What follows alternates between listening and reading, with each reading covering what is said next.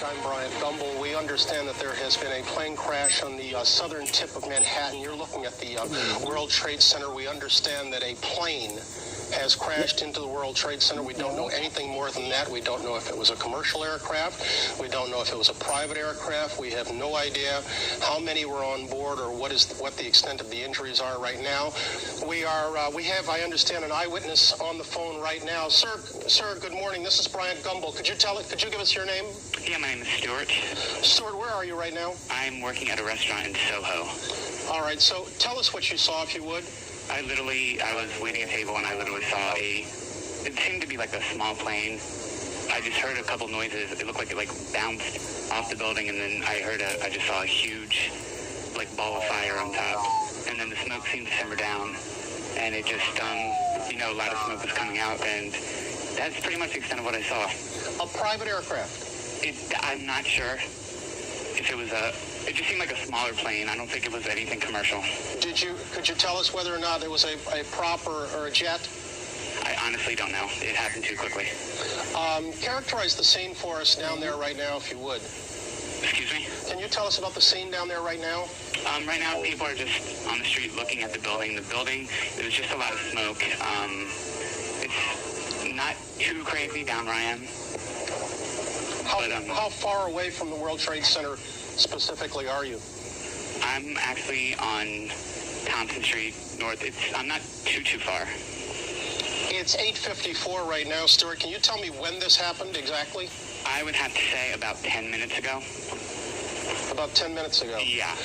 Is this normally an area that is heavily trafficked by aircraft, or is this an area that the aircraft steer pretty clear of? I really don't know that information. Is there much panic around there? Just people on the street coming out looking. There was panic at first, but it seemed to slow down right now. We're looking at a picture of a great deal of smoke coming out of the building. Can you please tell us, was there, after you heard this crash, was there smoke immediately? No, there was a big ball of fire on the top of the building, and then as that simmered down, there just seemed to be a ton of smoke. And pretty much immediately. I hear fire engines in the background. Has that been going since you saw this crash, or is that kind of late arrival? It happened almost pretty much after we heard the crash. Almost after you heard the crash. It was pretty quick when we heard sirens and people acting on it. Were you looking up as the plane approached the building, or did it only catch your attention after it crashed into the World Trade Center? I heard a sort of a crashing sound, but I looked up quick enough to actually see something go into the building, but everything happened so fast I wasn't quite sure what I was looking at. So there's no way you can know whether or not the plane seemed to be in trouble before it crashed into the building? Oh, no, I couldn't tell. It's hard for us to tell from the picture we're seeing just how far down from the top that plane crashed. Have you any better eyesight to it from your vantage point? Not really. All I know is it definitely wasn't the top of the building, because that seems to be intact from what I saw. I really can't tell right now. Can you tell us anything about how much debris came crashing to the ground, and whether or not anybody was hurt as a result? I honestly don't know. I just saw a lot of what looked like crumbling glass, maybe just a lot of stuff falling down, but I can't tell you debris-wise. Obviously, the timing of this is important. It comes before 9 o'clock. Perhaps, and we say that in hopeful fashion, perhaps not everybody was at work, because if that building was in fact crowded with workers, we're looking at probably some casualties and injuries of considerable proportions. But right now there's no way of telling that.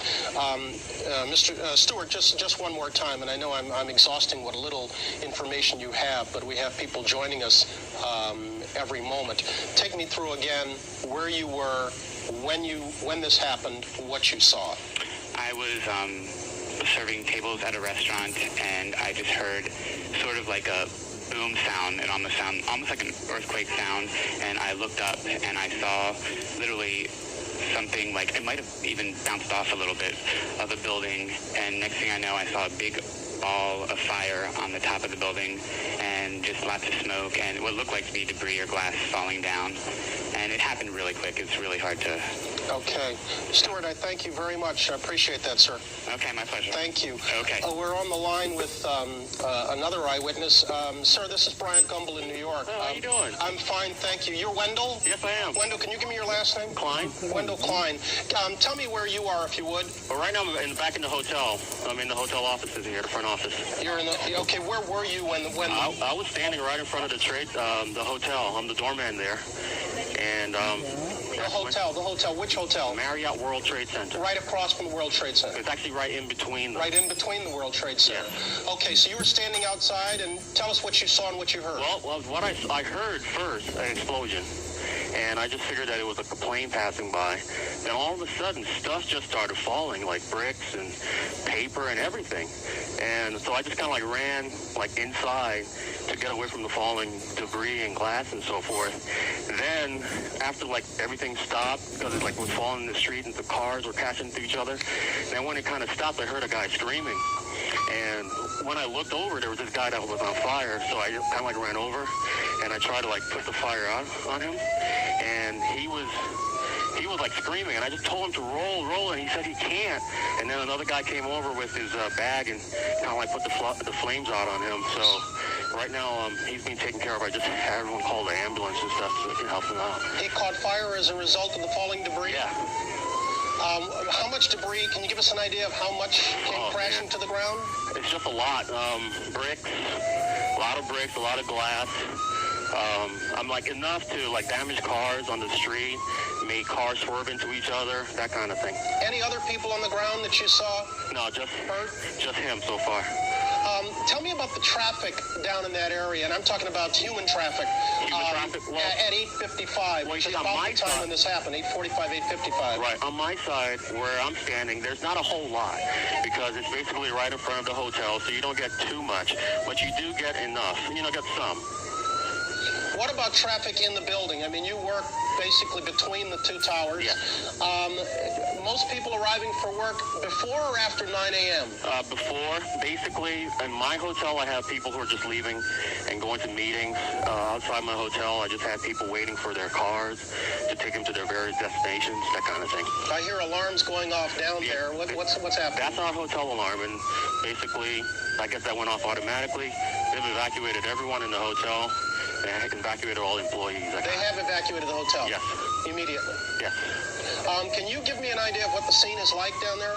What is like? What the scene is like down there at the World Trade Center? Just people are crying and panicking, want to know what's going on. When I came inside, there were a lot of people who wanted to go out to see what was going on, but the security kind of kept them at bay and kept them inside. Basically, right now, I just still have people going towards the bar area. They're trying to evacuate everyone out of here. That kind of thing.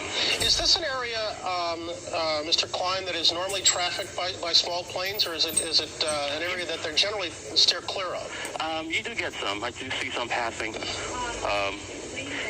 Basically, those planes I do see passing are those the planes from Washington, D.C. area. Mm-hmm. So there won't be huge planes, big enough. Mm-hmm. Are you hearing anything, Wendell, about what kind of a plane it was, or No. how many were on board? No.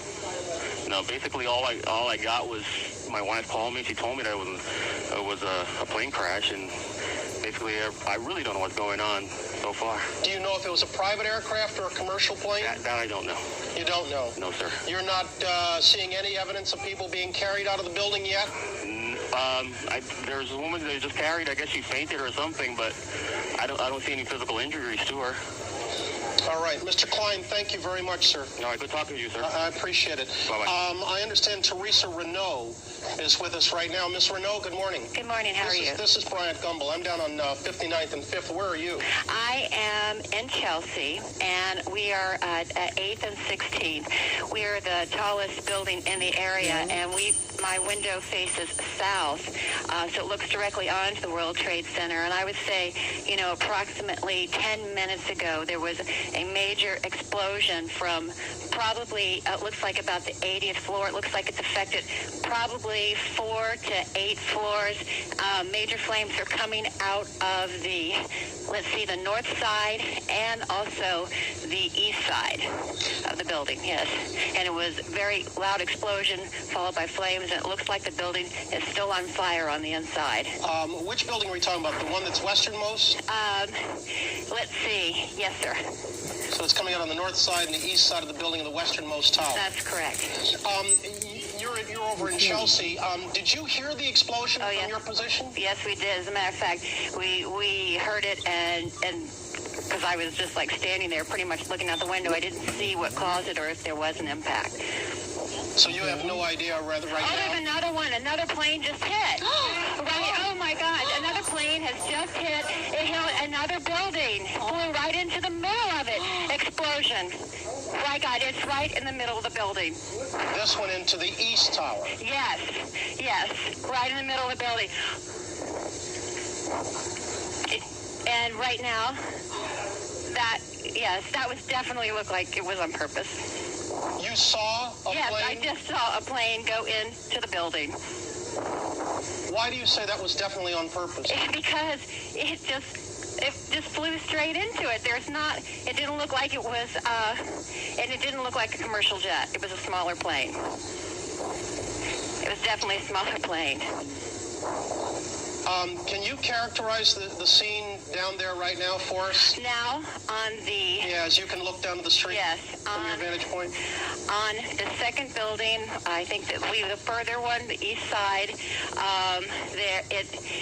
looks like it's about, I would say 15 floors lower than the first building, and there's now flames coming out of that building as well. They're both completely on fire. Now, I'm looking at what was the West Tower, and it looks like the fire on the north side of that tower is a little bit lower, but it looks like it's the same building. You're saying it was the other tower that absorbed this second That's impact? what it looks like, exactly, from my perspective. Don King, our director, if I could ask you to widen out and give us a shot of both towers, because we can't tell from this vantage point. Oh, okay, that is on the second tower. Yes. It is on the east tower. Teresa, hang on with us 1 second. We're gonna re-rack the tape of when we were talking to you to see if we can tell. Okay. We can't see anything. We can't see a second plane in the picture. There we see the explosion. Yes. It There was we see definitely the a plane explosion. that hit it.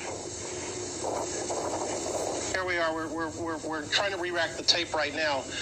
Teresa, do you have a vantage point to the ground from where you are? Yes, I probably could go down. No, I'm not asking you to go down. I'm Okay. asking if you can see it. Oh, no, I cannot see the ground. As a matter of fact, there's too many buildings in the way. I can probably see just up about, I would say, up a third of, I can see the top 2/3 of the building. And how much of that top 2/3 do you see? Do you see flames? Do you see damage? I would say middle of the second building and the top 1/4 of the first building. Okay, Teresa, stay with us. We're going to look for that tape one more time. Okay. We're going to re-rack the tape here and see if we can't see a plane. Yeah, we see it right now. We see a plane right now coming in and impacting on what would appear to be the north side of that tower, of the westernmost tower, and hitting about 10 to 15 stories below. Teresa, let me ask you to hang on with us for a second while I talk with another gentleman who is an eyewitness, Richard Davis. Mr. Davis, good morning. Good morning. This is Bryant Gumbel. Yes, sir. I'm at 59th and 5th. Where are you? I'm at 50th and 5th, but I'm facing south on the 39th floor. You're facing south, so you have a clear vantage point. Yes. Talk to me about what you see, if you could. The first plane looked like a 737. It flew right up the middle of Manhattan. It was clearly too low. I noticed it by the time it was passing the Empire State Building, and noticed that it was too low. It appeared to be absolutely nothing wrong with the plane, and then it very deliberately flew into the side of the World Trade Center. Why do you say very deliberately? Because the pilot aimed right for the building, and there was nothing wrong with the plane. The plane did not appear to be in any trouble whatsoever. None whatsoever. And we're talking about a commercial aircraft, a 737? It appeared to be a 737. I can't be absolutely certain. No, obviously, It could have been, I'm not asking you to be an aviation expert, but clearly what you saw, or what you say you saw, was not a small aircraft. It was not a small aircraft. It was a small commercial aircraft, like a small Airbus or a 737 Boeing. And that was the first plane? Jet. Did you see?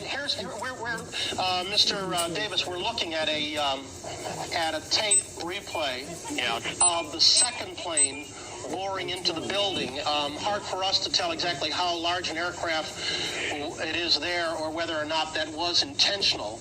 Go ahead. I'm sorry. Believe me, it was intentional. We saw the second one come up the Hudson and veer into the second building.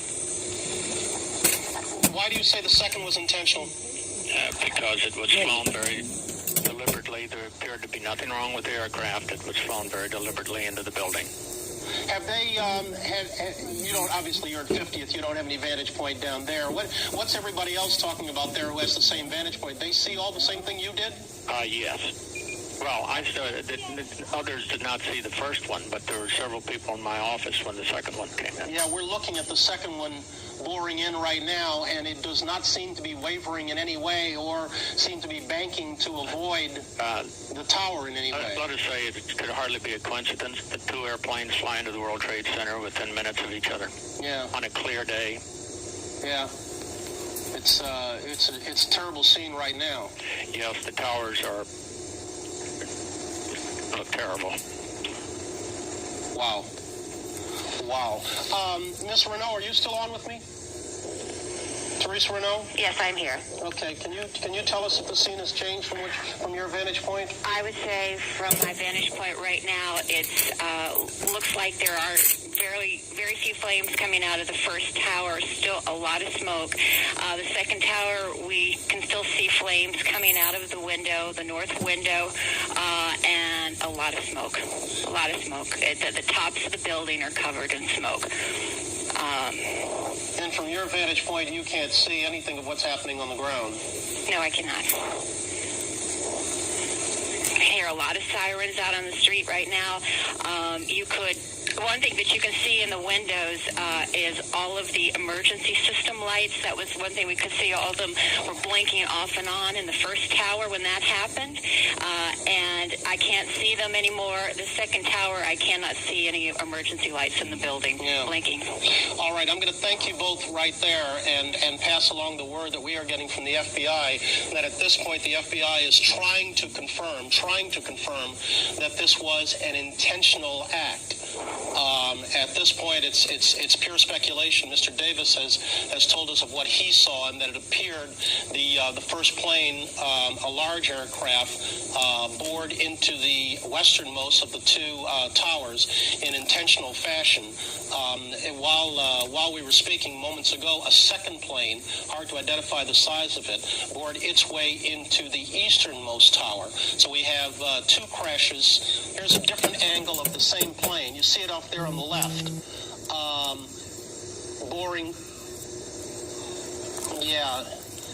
Boring into there.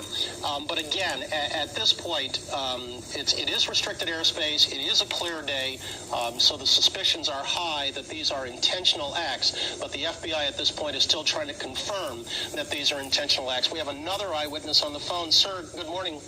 Good morning, Mr. Gumbel. How are you? I'm fairly frightened, I have to say. Give me your name, if you would. My name is Frederick Schneider, sir. Mr. Schneider, where are you? I am on Liberty Street, which is the same street that the Trade Center's on. I'm on the south side, and the Trade Center's on the north side. My office is on the 24th floor, so I have a very clear view of exactly what happened this morning, and I've been here for about 2 hours, so I've been watching it unfold. 2 hours? Yes, I got to my office at 7 this morning. Oh, okay. Okay, I'm sorry. But tell me about the timetable of when things started to go terribly bad this morning. Well, Mr. Gumbel, at about 8:50 this morning, there was an explosion. I heard it first, and then my building, which is 51 stories tall, shook and rocked. And then I saw a plume of flame shoot out of the Trade Center over the Hudson River. And then I saw the plane that had crashed into the Trade Center fall down, and then it disappeared behind a building that blocks my view. There was a tremendous amount of smoke, and then it started to rain huge pieces of paper, and the paper continued to come down. At that point, all the news media started to learn about it, and I turned on my radio, and while I was still sitting at my desk, I saw a second jet, fairly large plane, fly in over the south end of Manhattan and deliberately fly directly into the Trade Center before my eyes. Why do you say deliberately fly into the Trade Center?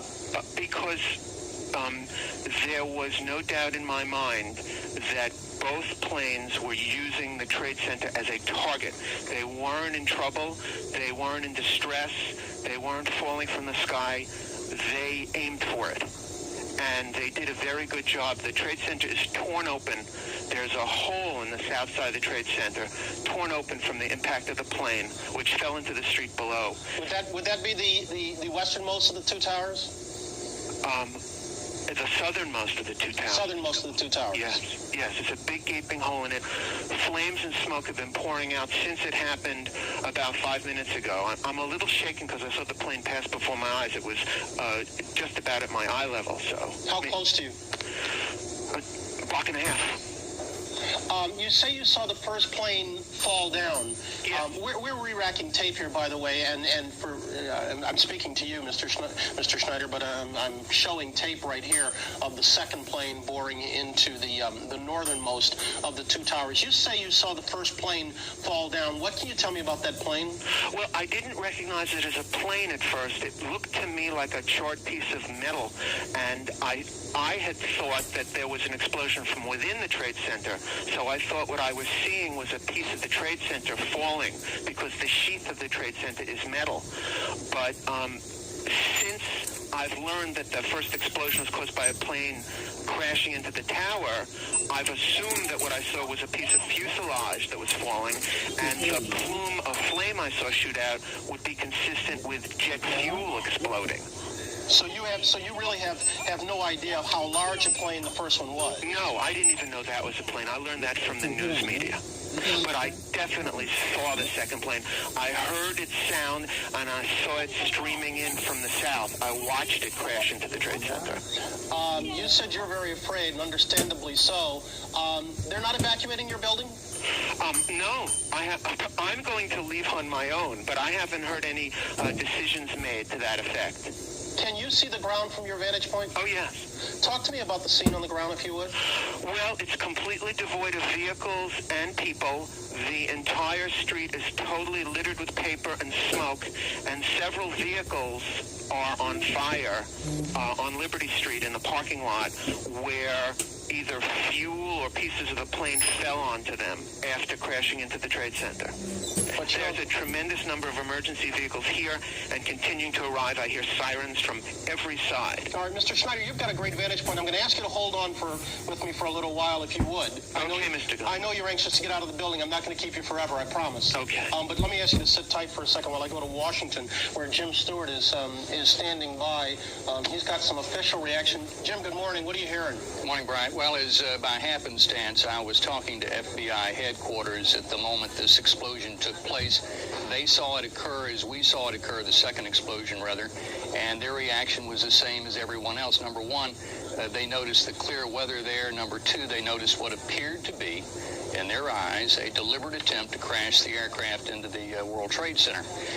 Right now, they are trying to determine whether, in fact, it was deliberate. They have no information they can share at the moment, and I get the sense that they're in the same mode that we are, simply their mouth is agape trying to figure out what's going on. Jim, let me interrupt for just 1 second. I'm looking at a report that the FBI is investigating reports of a plane hijacking. Did you have any news of that? No, we don't.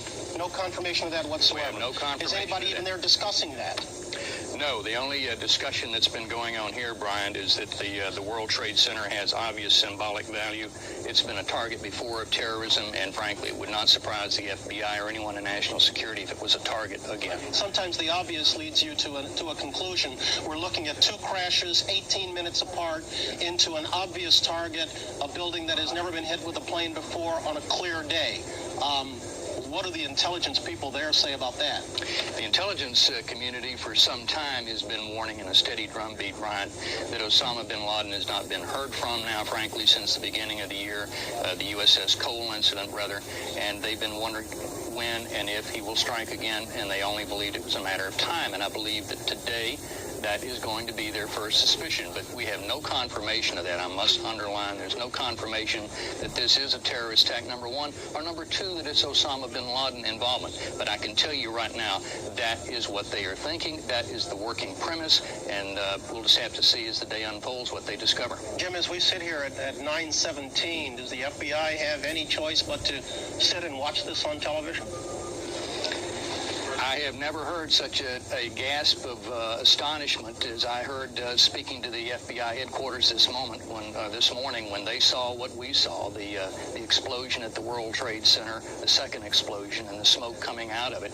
It reminded me and them of Oklahoma City. There's pure astonishment, I can tell you, at FBI headquarters this morning, and they are trying to find out the facts just as we are. And right now, they don't have any. And as you noted, Jim, this has been a target before. Back on February 26, 1993, a terrorist act at the World Trade Center killed 6 and injured more than 1,000 others. Do you know whether or not the FBI had received any warnings about attacks on domestic soil?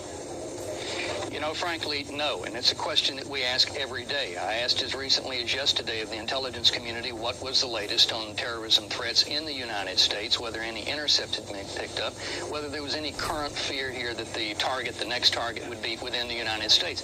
The answer came back no. They were still anticipating that the next strike against American interests would be overseas somewhere. Those are the most vulnerable targets. Today would clearly be some evidence that that's not the case at all. In clear weather, as you pointed out, what appears to be a deliberate attack into the heart of the financial district in New York City. You can't pick a more explicit message to send to America if you're a terrorist than what happened today. I stress again, though, this is pure speculation, but it is speculation right now by the people who are going to have to solve this crime, if in fact it is one, Brian. That's a good point, Jim. At this point, it is pure speculation. The only thing we can tell you is we are looking at a very clear day in Manhattan on this Tuesday morning. We are looking at 2 towers of 110 stories in height that are on fire right now, that have absorbed 2 impacts with 18 minutes apart. Certainly, it's a little more than it would be an amazing coincidence, I think we should say. Brian, go ahead. We've just been told that, and this should not be come as a surprise, it's standard procedure by the FBI. Their rapid deployment team from the Washington field office, this is a group of people that they send to major disaster and terrorist incidents, such as the twin embassy bombings in Africa. They have now been dispatched to New York. I have reason to believe, too, that some members of the HRT, that's the hostage rescue team, have been put on alert. We don't have any word yet that they would be sent. And these are standard procedures that would take place anytime a major terrorist incident occurs. But this would be a group of approximately 60 experts, people who are very good at picking up the bits of debris that we've been talking about falling on the streets of New York and turning that into evidence should they discover that this, in fact, was a deliberate act. Jim, and if you don't know the answer to this, I understand, so I apologize up front for asking you. But do you know whether or not there are any federal offices in the World Trade Center at the upper levels? I don't know that there are. I do not believe that there are. I believe that the FBI and the ATF, the alcohol, tobacco, and firearms people are all closer to Midtown, but I don't know the precise answer to that. So, in fact, if the buildings were targeted intentionally, this would be more symbolic than a direct attack on the federal government or its employees. Jim, let me ask you to sit tight for a second. I understand, Mr. Davis, you're back with me on the line? I am. And Miss Renault, you're also back on the line? Mr. Davis, bring us up to speed. What are you seeing? Anything changed? No, but the smoke is getting thicker, and I can see flames from some of the windows on the first tower. My view of the second tower is somewhat obstructed. Where are you, 50th and 5th? I'm 50th and 5th. Yeah. The officials there are anxious to, in any way, evacuate your building? Or is this just a normal work day? I've been told that Rockefeller Center is putting into effect security measures, but we have not been told to evacuate. Okay. And Miss Renault, what are you seeing right now? From the southeast tower, there are still flames coming out of the north side of the building. It may be just my perspective, but it looks like something could be sticking out of that. Also, it looks like on the northwest tower that there's possibly, the fire and everything could have moved up because it seems to be that there's smoke coming out higher floors on the building. You say there appears to be something out. That would be the second aircraft? Yes. The one at the lower level? Yes. And what actually do you see? There's an object that doesn't fit with the line of the building that seems to be protruding, and that's what's on fire. We're getting a look at the building right now, and I must say the smoke seems to be obscuring our view enough so that we can't identify it. We're re-racking the tape right now. You see encircled there off in the right-hand side of your screen, this is the second plane. Obviously, the first plane has already collided with the top of the southernmost building, and now here comes the second plane. And you see making no moves to evade the second tower, and then crashing into the second one. Ms. Renault, let me ask you to sit tight. Mr. Davis, you too, for a second. I want to go to Washington, where White House correspondent Bill Plant is standing by. Bill, what are you hearing on your end?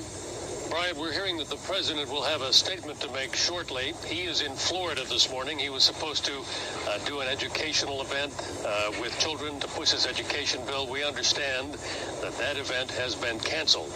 There was a senior staff meeting here this morning. Nobody seems quite to know exactly what's going on. The National Security Council said earlier that it had heard nothing unusual. This was after the first airplane impact. We will hear from the president, we think, very shortly to hear what he has to say and see what, if anything, they know about this, which appears to be so deliberate. Bill, I asked Jim this earlier, and again, I apologize if you're not in a position to shed any more light on it, but do you know whether or not officials there at the White House had been forewarned that there was an imminent attack or there was a heightened sense of alert? We're aware there had been for some time a heightened sense of alert throughout the Mideast, but I'm talking about domestically. Well, we do know that there has been a heightened sense of alert. We do know that there have been a number of threats. There are always threats received. They have tended to take them recently a bit more seriously. But it does not appear, and I hesitate to make this for certain, but it does not appear that they had any advance warning that anything was going to happen today. Again, this is all speculative, Bill, but are officials there working on the assumption that two planes crashing in the Twin Towers 18 minutes apart on a clear day, not an accident? Hard to believe that they would think otherwise, but at the moment they seem just as mystified as we are. And as I said before, we do expect a statement from the president, who is down in Florida, sometime within the next few minutes. All right, Bill, let me go back to Teresa Renault. Ms. Renault, I'm sorry I'd cut you off earlier, and I may again, by the way, if the president is ready to speak, but give us what you see from your vantage point again, if you would. From the southeast building. You're in Chelsea, correct? Yes, I am. On the 14th floor, we have a 360-degree view. It's completely clear, straight shot. We have on the southeast building on the north side, looks like the north corner, about the middle of the building. It is still very much in flames and smoke rising from that. I can't see as many flames coming out of the northwest building. It looks like, though, that the north side of the building and the west side of the northwest building have been opened up and still very much covered in smoke in the tops of the buildings. and that the northwest side would be the building that absorbed the first impact, the higher of the two. That's correct.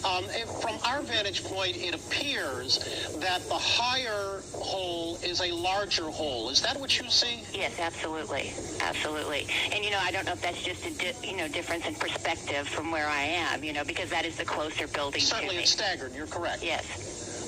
But we had heard an earlier report, unconfirmed, that the first plane appeared to be a 737. The plane we saw, absent any perspective, seemed to be a smaller plane. I would say the explosion upon impact was much larger on the first hit than the second. You heard both? Yes, I saw the impact on the second building. I saw the explosion come from the building on the first one. Mm-hmm. You're at Chelsea and 14th. Yes. You're it's like a 16th on 8th Avenue. Yeah, I'm sorry, on the 14th floor. I apologize. Yeah, not on 14th. You're a considerable ways away. Any effort there to evacuate your building? Not at this point, no. Mr. Davis, tell us the mood where you are. We were talking to a gentleman earlier who was in a high-rise closer to the World Trade Center, and he was genuinely afraid, and understandably so. Well, it is shocking. Very shocking. To have witnessed. Perhaps we can be somewhat more sympathetic to what Israel is suffering at the moment. But they have not moved people out of your building? No. You said you're at Rockefeller Center, that security actions have been put into place. What do those entail? I really do not know, but we have not been told to evacuate. All right. Jim Stewart, back in Washington. You still with us? Oh, Bill, you're still with us, right? I am, Brian. What word are you hearing on when the president's going to come forward? We were just told that the president will have something to say down in Florida any minute. He is in Florida. We believe that his education event, which was scheduled for this morning, has been canceled. But the White House is saying that the president will have something to say. Then he'll leave Florida and come right back to Washington, Brian. Mm-hmm. Bill, had his people, Condi Rice, Colin Powell, his security people, his foreign affairs people, ever discuss this kind of a scenario? I don't know for certain, but I would be very surprised if they had not talked about it. This kind of what-if disaster planning is a staple in Washington, and particularly at senior levels. And I think that these sorts of things are gamed, examined, and talked about, and everyone hopes they will never happen. Yeah, unfortunately, in this case, it would seem to have gone against hopes. Again, let's bring everyone up to speed. As best we can tell, we just had another view of the second plane going in. As best we can tell, at 8:45 this morning, an aircraft plowed into the uppermost levels of one of the Twin Towers. Eyewitness has defined that plane, has told us that plane was a 737, but that is unconfirmed. And then moments later, 18 minutes later, a second aircraft, the one you saw just there, plowed into the other Twin Tower at a lower level. That plane, we have no idea of its size. We have no idea if these were intentional acts. We have no idea if these are private planes or commercial aircraft. We have an unconfirmed report from the Associated Press that the FBI was investigating reports of a plane hijacking shortly before the crash into the World Trade Center. Let's go to Florida. President Bush has a statement. Ladies and gentlemen, this is a difficult moment for America. I unfortunately will be going back to Washington after my remarks. Secretary Rod Pace and Lieutenant Governor will take the podium and discuss education. I do want to thank the folks here at Booker Elementary School for their hospitality. Today we've had a national tragedy. Two airplanes have crashed into the World Trade Center in an apparent terrorist attack on our country. I have spoken to the Vice President, to the Governor of New York, to the Director of the FBI, and have ordered that the full resources of the federal government go to help the victims and their families, and to conduct a full-scale investigation to hunt down and to find those folks who committed this act. Terrorism against our nation will not stand. And now, if you join me in a moment of silence.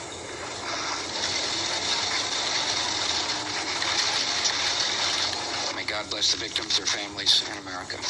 Thank you very much.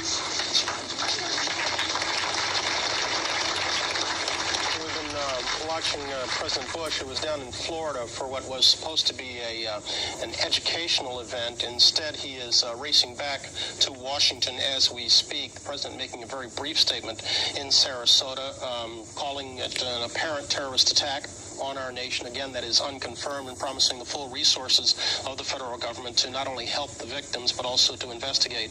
And before asking people to pray with him, the president saying that this act will not stand. As he was speaking, we got a report from Reuters that a plane was hijacked from Boston. A plane out of Boston was hijacked. But again, that is unconfirmed. We had a report earlier from the Associated Press that there had been a hijacking. Now Reuters is reporting that a plane out of Boston was hijacked. An American Airlines aircraft, we understand, was the plane that was hijacked. This would be in keeping with an earlier eyewitness report that the first plane that plowed into the World Trade Center was a 737. Former FBI agent James Kallstrom is covered the World Trade Center bombing back in 1993. He is with us on the line right now. Jim, good morning. Good morning. You've been watching this. Talk to me. I shouldn't say good morning. It's not a good morning. No, I apologize. Go ahead. I don't really know much about it, but it sure looks to me like a deliberate act of terrorism, and I mourn the loss of the lives that I'm sure are going to follow this. I've got a lot of questions for you, James. Let me kind of take it through them if I could. Because you investigated and worked on the original terrorist incident, or I should say the terrorist incident back in 1993, can you tell me if these buildings have any special significance by virtue of who's working in them? Well, I don't think it's so much who's working in them. I think the towers symbolize largely, there's many other symbols also, but the World Trade Center is a symbol. That was one of the original reasons that Ramzi Youssef and the rest of that gang wanted to do the World Trade Center as a symbol of America. So, sure, there's other symbols, but I think this is probably the tallest one on the East Coast. Again, all of this is unconfirmed. We heard the president call it an apparent terrorist attack. At this moment, have you any doubt that's exactly what it is? No, I have no doubt of that. I would call it an apparent attack.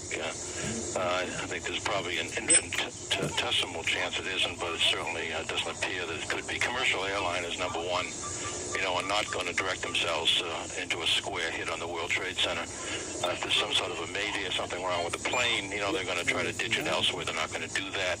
And if the reports of a second plane hitting the building are true, then I think that probably caps off exactly what this is. It's a cowardly act of terrorism. How restricted is the airspace around the World Trade Center? I'm not an FAA person, but you cannot fly through that airspace unless you're a helicopter, or unless you're anything really, without being guided by air traffic control. It's highly restrictive. So the possibility that two planes on a clear day just happened to wander into these buildings. I think that's beyond the pale. Yeah, that's not a possibility. Again, you worked on evacuating these buildings, and you saw what happened when they were evacuated. How many people are we talking about from what you can see on those upper levels? Do we know exactly what time this first event happened? We're guessing. We're putting it at about 8:45, Mr. Kallstrom. Again, that's only by eyewitnesses. Brian, I think we're talking literally hundreds and hundreds, if not thousands, of people affected by this. I mean, the smoke alone in the other floors, and the when you compare the bombing in the basement of that building, which for a number of hours we weren't sure it was a bomb. We thought maybe it was some sort of a transformer blowing up to what's reported at least as a 737 type size airplane, something that size hitting the first tower, and then some smaller plane hitting the second. I mean, this is geometrically more catastrophic. A difficult building to extraordinary, obviously, because of the height of the buildings. But the plans in place for evacuation, are they, from your experience, state of the art? I think they are. I think the whole security of that building, both from a physical security standpoint and from an evacuation standpoint, was certainly reinvented and looked after that tragedy that happened back in the early 90s. And they're probably as good as they could be. But having said that, you're talking about one of the tallest structures, or two of the tallest structures in the United States. And whether or not the elevators are working, they're probably not. They're not used in case of fire. You've got a massive evacuation problem on your hands. Would it be highly unusual, Mr. Kallstrom, for these attacks, if that's what they were, to have taken place without some degree of advance warning? Well, I don't know the answer to that. Obviously, the FBI and law enforcement, the people that come to work every day and suffer through immense criticism when little things go wrong, these are the days that everyone hopes that they have a very formidable, highly motivated FBI and law enforcement team. And I suspect we do. And these are the things that they try to not have happen. These are the things they try to have the intelligence to avoid happening. International terrorism, if that is what this is, and I don't know what it is very hard to penetrate because it's not very, it doesn't have a hierarchy of authority, and it's cellular, and it's a lot of different people motivated for religious type reasons, hatred reasons, and you can necessarily not know a lot about what's going on in an agency if you're in at some level, because it's so segmented. Again, I'm getting a report now that it was a United Airlines plane that plowed into the building.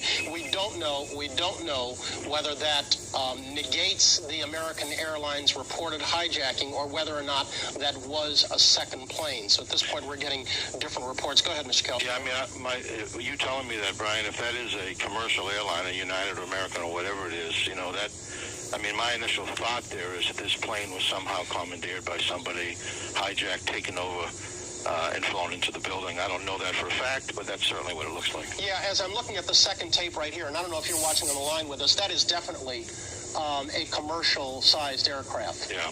Now that we've blown it up. Yeah. In size. You know, it's beyond belief, but it's not beyond belief. I mean, we've seen this hatred find its way into the embassy bombings in Africa. We've seen this hatred at the USS Cole. We've seen it at the World Trade Center in '93. We've seen it around the world in acts that take place almost every day. And, you know, for this to then transform itself into this size of an incredible tragedy, to me, although I certainly would never expect it, never ever want it to happen, is not that unbelievable. Yeah, James Kallstrom, let me ask you to sit tight for a second, if you would. Brian Jenkins, a terrorism expert who's been with us quite a few times, as I understand, on the line. Brian, you there? Yes, I am. Talk to me. Well, obviously, you know, we don't know the details of what happened yet. We should have details coming out fairly quickly, though, as to the identity of this aircraft. We're talking about crowded airspace in New York with major airports in the area, both in the immediate area of New York and then the surrounding cities. There should be information fairly quickly that will identify these particular aircraft, and indeed we should be able to confirm fairly quickly as to the identity of the jet, and perhaps even some last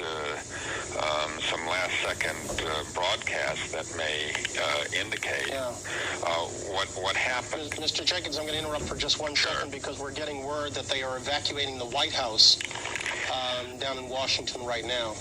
Well, this is not surprising. I mean, first of all, an action of this magnitude is something that does suggest a great deal of planning and preparation. In some of these recent actions, we have seen multiple coordinated operations. But who's capable of this kind of planning and preparation? There are a number of terrorist organizations around the world that would be capable of this, based primarily in based primarily in the Middle East, but it's too early really to speculate as to the identity. Certainly, is there any doubt in your mind that what we're looking at here is the aftermath of a coordinated terrorist incident? To explain in any as happenstance. Hold it, Mr. Jenkins. We're looking. There are two jets right now approaching the World Trade Center. We're watching. Hold on. I'm sorry, no. The one aircraft is cleared. We can't tell whether it was a plane or a chopper from our vantage point. I apologize, Mr. Jenkins. No, that's okay. We're more than a bit gun shy. We're seeing aircraft off to the right side of our picture. We're going to assume at this point that is a copter or is aircraft to get a better vantage point. But having seen one go plow in for a second time, we're a little bit wary. Go ahead. I apologize. Of course, but the issue here is that the presumption has to be made that there could be yet further pieces to this operation that haven't yet unfolded. While this itself is certainly one of the most ambitious terrorist attacks that we have seen, certainly we have seen in the recent past coordinated attacks, even attacks taking place in different cities within minutes. Let me ask you to sit there. James Kallstrom, you still with me? Be with you for another minute or so, Brian. Okay. The White House has been evacuated. Is that action that's normally taken as precautionary an attack like this, or is that in direct response, you would think, to a specific threat? Brian, I would say none of this is normal. No, you know what I meant. And I think probably just knowing a little bit that I know, sitting outside now and seeing what's happened here, I think that's probably very prudent. I'm looking, Mr. Kallstrom and Mr. Jenkins, I'll tell you as we alert everyone else, that I'm looking at a report here from Reuters that a Palestinian group has claimed responsibility. Oh my goodness. We're looking at a live picture from Washington, and there is smoke pouring out of the Pentagon. It would appear that there has been another major explosion, this one in the nation's capital. You are looking at a scene of apparent blast aftermath. There is smoke in the air over the Pentagon. We don't know whether this is the result of a bomb or whether it is yet another aircraft that has targeted a symbol of the United States power, but there is smoke pouring out of the Pentagon. This is coming at 9:43 Eastern Time. And we understand that there's a bomb at a heliport being reported. As I note all this, there is a report that I'm looking at from Reuters that a Palestinian group has claimed responsibility for the New York World Trade Center plane attacks. Abu Dhabi Television is reporting that it received a call from the Democratic Front for the Liberation of Palestine, claiming responsibility for crashing two planes into the World Trade Center buildings. And Qatar-based Al Jazeera Television is saying that FBI sources are saying that one of the two aircraft had been hijacked. Mr. Jenkins, are you still with me? What's this Democratic Front for the Liberation of Palestine? This is a Palestinian group whose history goes back into the late 60s. It's the Democratic Front for the Liberation of Palestine. Certainly, they have not carried out anything on this scale. No terrorist group has carried out anything on this scale, but certainly haven't carried out anything like this, terrorist activity like this in many, many years. However, I'd be very, very cautious at this point about any telephone claims. Once these events occur, what we've seen is two things. Number one, in many cases, there is no credible claim of responsibility from the actual perpetrators. And second, there are often many false claims by groups once information like this goes out. Let me just pass along some information. In New York, all airports, Newark, JFK, LaGuardia, all airports have been closed, as have all tunnels. leading to New Jersey and Queens, and all bridges. All airports, tunnels, and bridges have been closed. Mr. Jenkins and Mr. Kallstrom, while you're there, let me just try to do a recap, if I might, because we're looking at just about 1 hour ago when all this began. It began when a plane, still an unidentified aircraft, plowed into one of the two towers of the World Trade Center, creating a hole, the larger of the two that you see on the left-hand side of your screen. 18 minutes after that, as we were dealing with that explosion, you see a second plane, appeared to be a commercial aircraft, bored into, there it is again, bored into the second of the two towers at a lower level. At this point, we do not have any confirmation of casualties or injuries, or even confirmation that these planes were hijacked. Nonetheless, we do have a couple of reports, one from AP, one from Reuters, reporting that an American Airlines plane was hijacked, that a United Airlines plane was hijacked, supposedly one of those two planes hijacked out of Boston. Within about 45 or 50 minutes after that first attack, we saw smoke pouring out of the Pentagon in the nation's capital. There's the scene right there. Again, at this point, we don't know if that's the result of a bombing, or we don't know if it's the result of a plane attack. The president right now is on his way back from Florida. He had gone there for an educational event. He came forward, had a couple of things to say to the nation. In a brief remarks, he said this was an apparent terrorist attack on our country, promised the full resources of the government to help those injured by the attack and to investigate the attack. He said, before leading people in prayer, that this will not stand. The president is heading back to the White House, but we can tell you at this point that the White House has been evacuated or is in the process of being evacuated. And here in New York, everybody is, of course, on full alert. All airports, tunnels, and bridges have been closed. Mr. Kallstrom, before, are you still with me? Yeah, I know you've got to get out of there. Any final comments from your end? Just a tragic day. I agree with the comments about, I don't think we should jump to any conclusions as to who did this. I think it's largely irrelevant for the public at this point. There are a lot of false claims and misclaims and no claims. And after all, this is such a massive attack that full retaliation will be in the cards. So the notion of someone standing up and saying they actually did this, I would have to put great doubt at that at this point. Former New York FBI Director James Kallstrom. Jim, thank you. Thank you. We can add right now to the list of evacuated, we told you earlier the White House was in the process of or had been evacuated. We understand the same can now be said of the U.S. Capitol and the U.S. Treasury building. Brian Jenkins, are you with me? Yes, I am.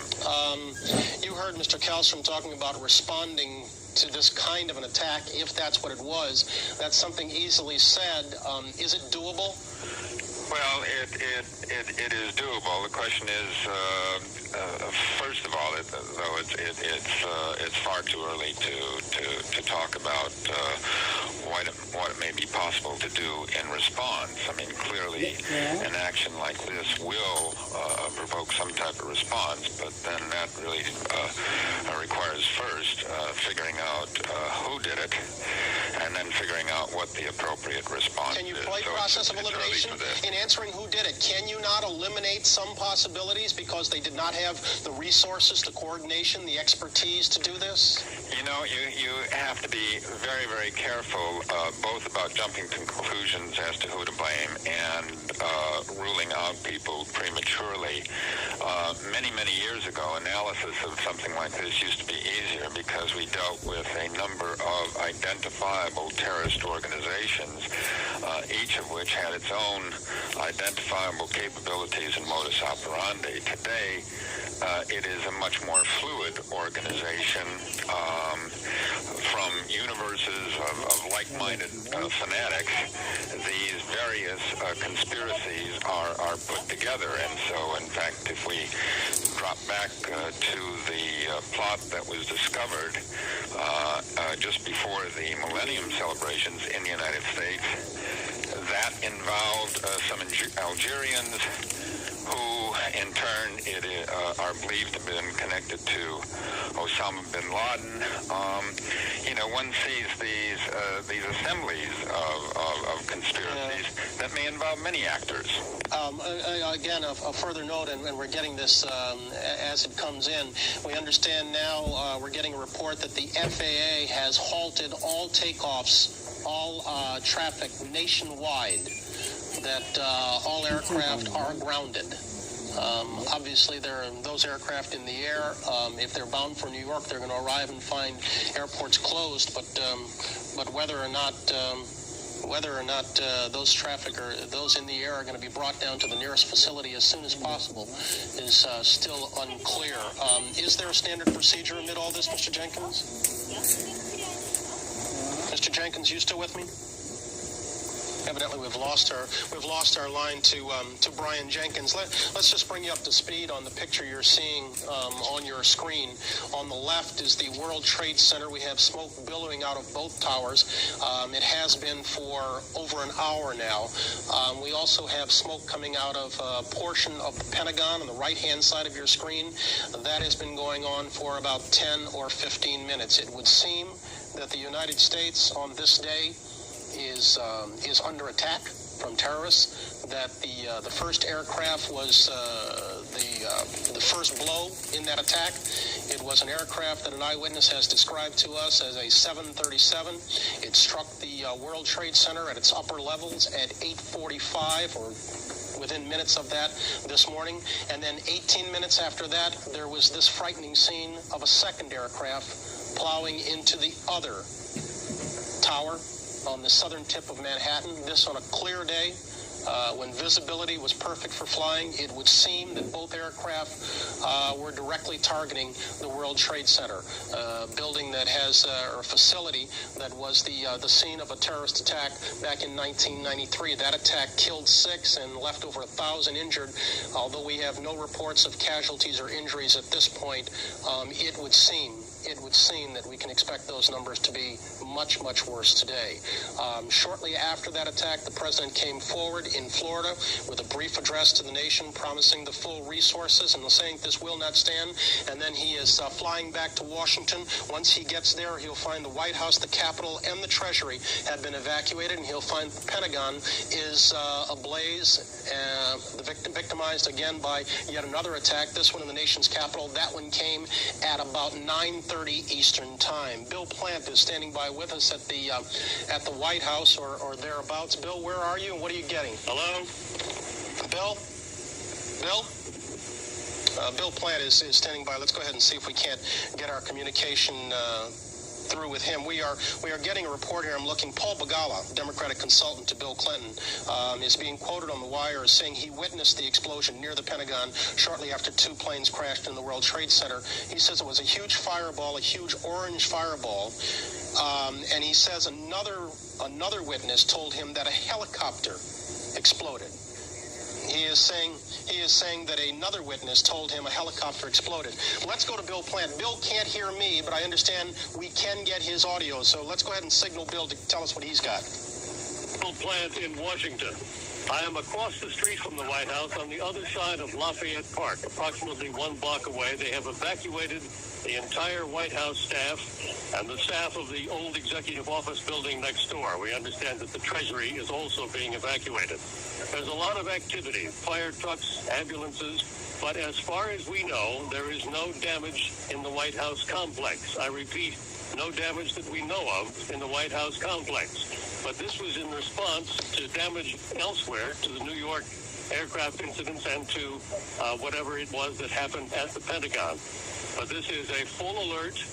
The Secret Service has moved everybody away from the White House grounds, away from the White House complex, and they keep telling us that we have to remain a block away.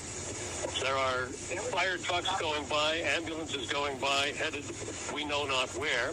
But this is obviously a precautionary measure because no one clearly knows what to expect next. Brian? All right, Bill Plant. And again, Bill is unable to hear us. We were able to get his audio in here, but as you can imagine, it is I'm sure, a frantic scene down in the nation's capital this morning, as it is here in New York, as we've been watching down at the southern tip of Manhattan. Jane Clayson is with me here in New York, and I apologize for talking throughout, but you've been watching. Go ahead, Jane. Well, I just wonder how many people are in the building right now. We haven't been able to assess if people have been coming out of the building, if there have been people on the ground. One man reportedly had some burns from some debris that had fallen from the building, but we still haven't been able to assess if there are injuries, or obviously there are many hundreds or if not thousands of people affected, says James Kallstrom, formerly of the FBI, but we still don't know that, and that's one looming question. Yeah, I mean, you at this point, you hate to jump to conclusions and you don't want to throw numbers around, but if, and again, I put if in capital letters, if we are talking about two commercial aircraft plowing into the World Trade Center during business hours or shortly before the business day begins at 9 a.m., we are talking about some considerable numbers of dead and injured. And not just at the World Trade Center, now at the Pentagon in Washington as well. Also at the Pentagon. And we're looking at a list of some of the businesses on the upper levels of the World Trade Center, and none of them have any affiliation with the government. But again, the World Trade Center isn't necessarily a government building. It is there's U.S. Customs above the 70th floor, but the World Trade Center, more than anything, is a symbol of the United States, a symbol of U.S. progress, a symbol of U.S. might, located as it is down at the heart of Wall Street. And so if in fact it was targeted, it was because of its symbolic value. Producer Laura Shane was by the Pentagon when it was hit. Let's go there again. She can't hear us, but she can speak with us. Laura, somebody cue her. What? All right. Obviously, we're having problems with Laura Shane's audio. Again, at this point, we don't know whether that Pentagon explosion was the result of an aircraft crashing into it or a bomb that was deployed near there. We had an unconfirmed report that it was a helicopter that crashed into the building. You can still see some flames down there in the lower right-hand corner. Now we are getting a report that they believe it was a plane. But again, we do not have any confirmation of that, nor do we have any idea what the numbers involved here are. These are the first scenes from the ground, it appears. Yeah, these are scenes from near the Pentagon, in the nation's capital. We don't know how close to the Pentagon these are. Obviously, that is not the Pentagon in the background, so we're talking of a neighboring area. We're not getting any numbers at this point.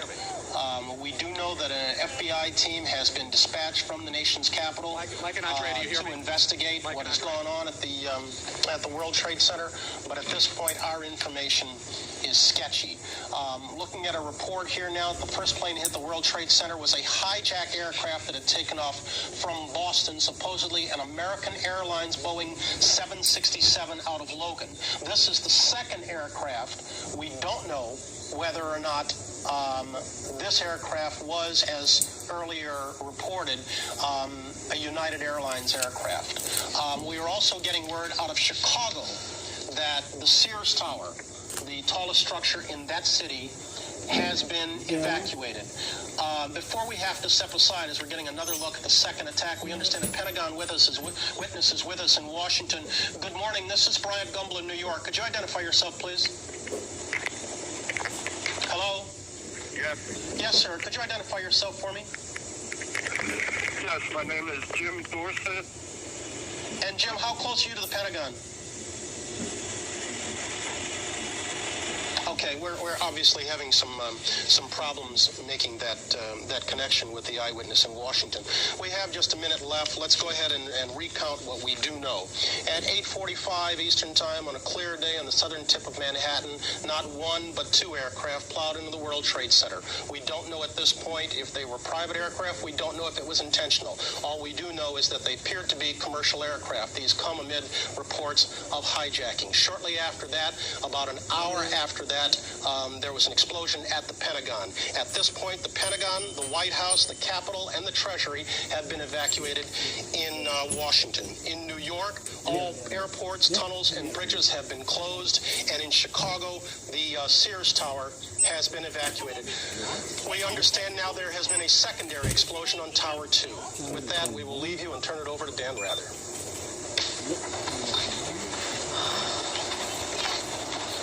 This is CBS News continuing live coverage of the apparent terrorist attacks today here in New York City and in Washington, D.C. It's important to say these things at the very beginning. There is much that is not known about what is happening. The second thing is that the word from almost everybody who's trying to deal with the situation, the word of the day is steady. Steady. Yes, there have been some terrible things happening, but until and unless we know the facts, it's very difficult to draw many conclusions. Now, here's what we know. Just before 9 Eastern time this morning, a plane crashed into one of the twin towers of the World Trade Center along the Hudson River here in New York. A few minutes later, a second plane crashed into the other tower. Both skyscrapers are on fire. Evacuations have been underway for a long while. There are known injuries. How many? Much too soon to know. And whether there's any death or not, it is too soon to know. Yes, there are widespread assumptions that there must be death, but there are no confirmed fatalities. Now, in Washington, the Pentagon has had a fire and explosions. Much speculation of what would have caused the fires and explosions at the Pentagon in Washington, but very few facts. David Martin, our Pentagon correspondent, says that he has seen, I believe it said 5 injured people at the Pentagon. One eyewitness, and only one so far, is quoted as saying he thinks, I put that in quotation marks, he thinks a plane crashed into the Pentagon. But there'll be rumors all day. We're going to try to separate the rumors from the facts. Now, you're looking at a live picture of the twin towers of the World Trade Center in flames with much smoke.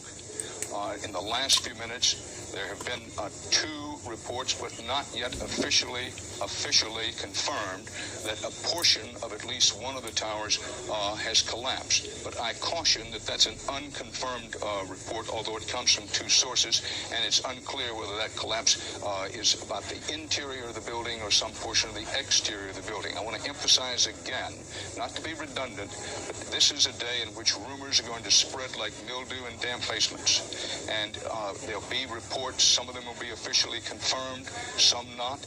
That's the environment in which we're dealing. Now, President Bush was in Florida this morning. He called this an apparent act of terrorism and rushed back to Washington. The president is in the air going back to Washington at the moment. Now, in Washington, the report spread that a plane also crashed at the Pentagon.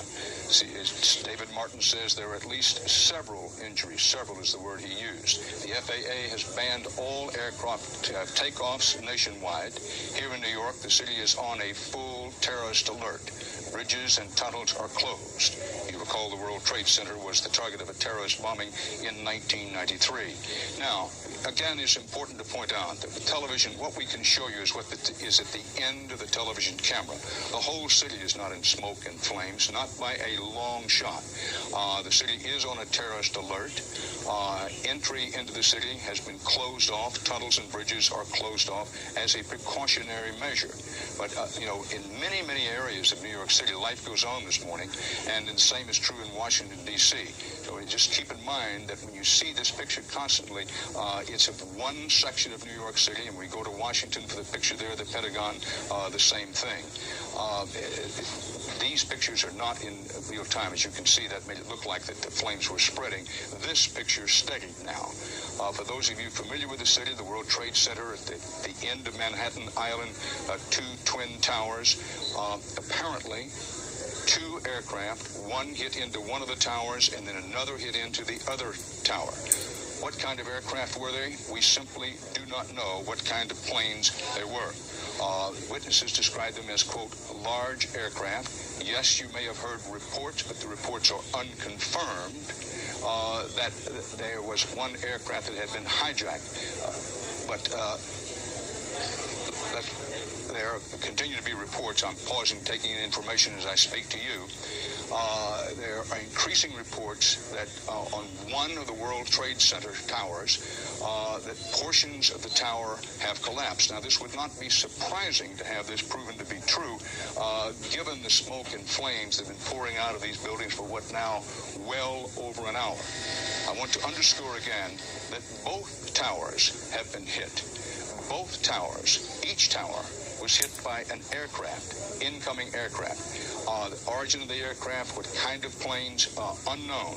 I was saying before, there have been these reports, but the reports are unconfirmed, that an aircraft in the Eastern Air Corridor may have been hijacked this morning and may have been one of the planes that crashed in the World Trade Center. None of that is confirmed. CBS News veteran correspondent Harold Dow is on the telephone now from a section of the city where these twin towers are in flames and smoke. Harold, if you hear us, come in. I arrived on the scene about an hour and a half ago, and believe it or not, there was another major explosion. The building itself, literally the top of it came down, sending smoke and debris everywhere. I had to do all I could to run to get away from all the debris. Me and a number of other people here are trapped in the subway here, in a shoe store, actually trying to get away from most of the debris. It's just an incredible sight. They had a lot of emergency workers around the building, and of course everybody's hoping that these people were able to get out of there without being injured. But it is a surreal and devastating scene over here, something like I've never seen before. Harold, exactly where are you in filing this report? Dan, I'm at a subway station. I just ran down the stairs. I didn't even look at it. It's right around the corner from the World Trade Center, and I'm kind of waiting for that smoke and debris to blow away to go back upstairs. But it's just an unbelievable situation here.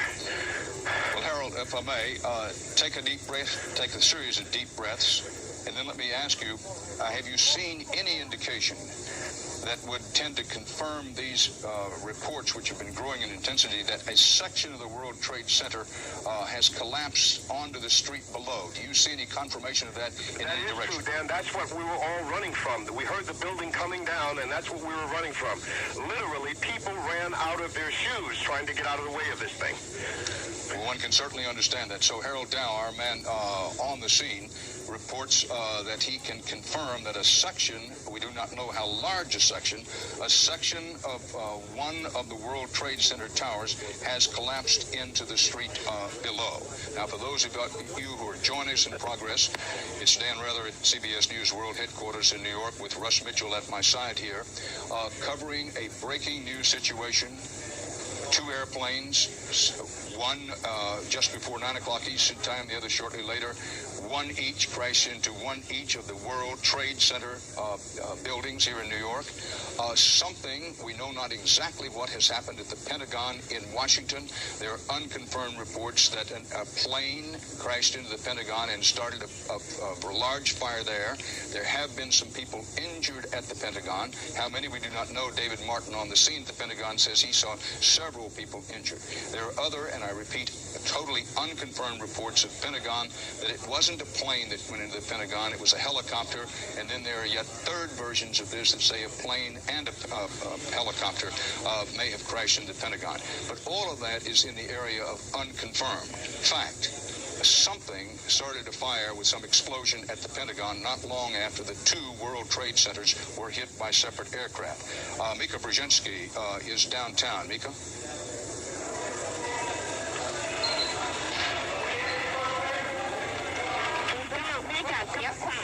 Hi, it's Mika Brzezinski here reporting from PS 89. It's near the scene of the now collapse of what we believe to be the tower number 1 of the World Trade Center.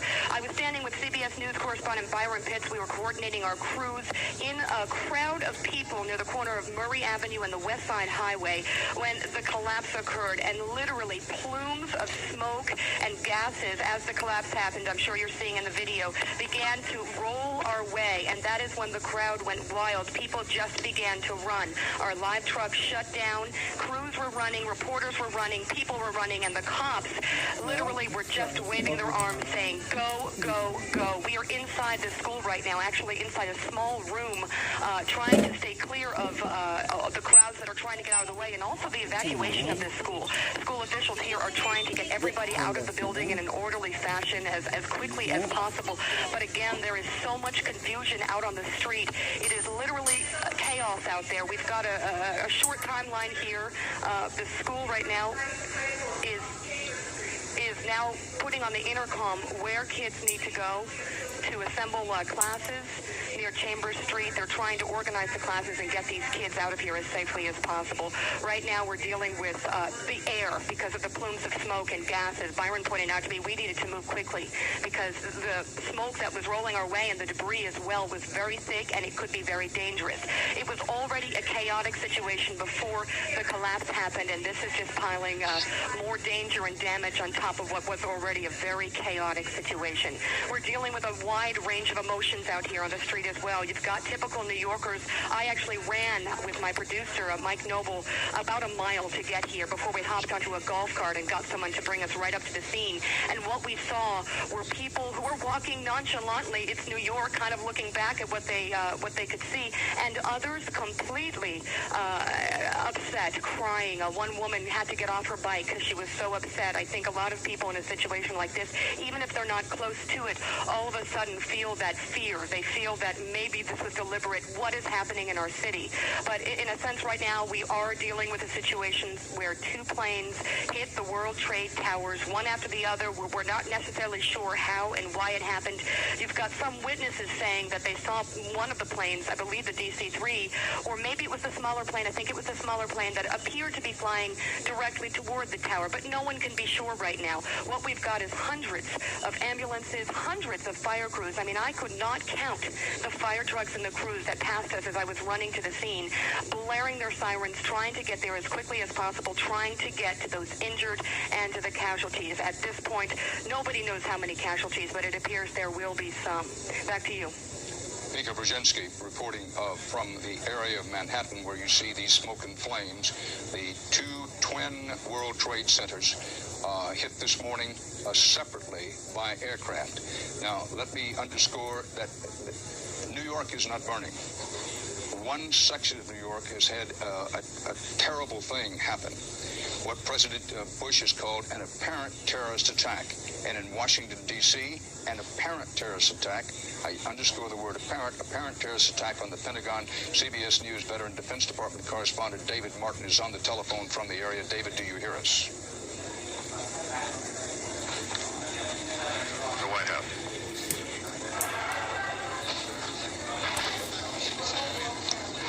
We're having some difficulty bringing in David Martin.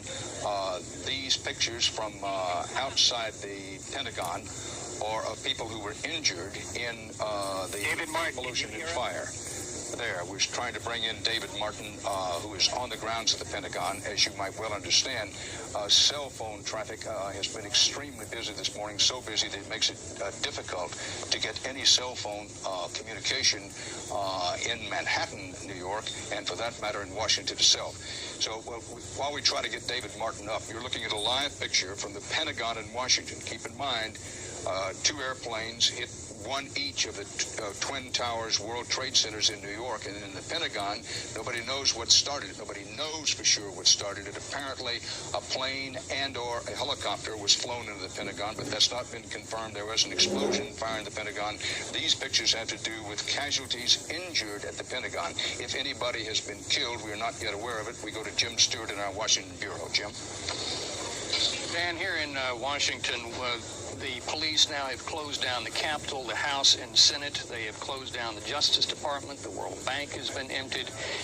We are told that the Metropolitan Police Department of Washington now is on full alert with the anticipation that there could be additional targets if, in fact, someone is targeting sites in the nation's capital.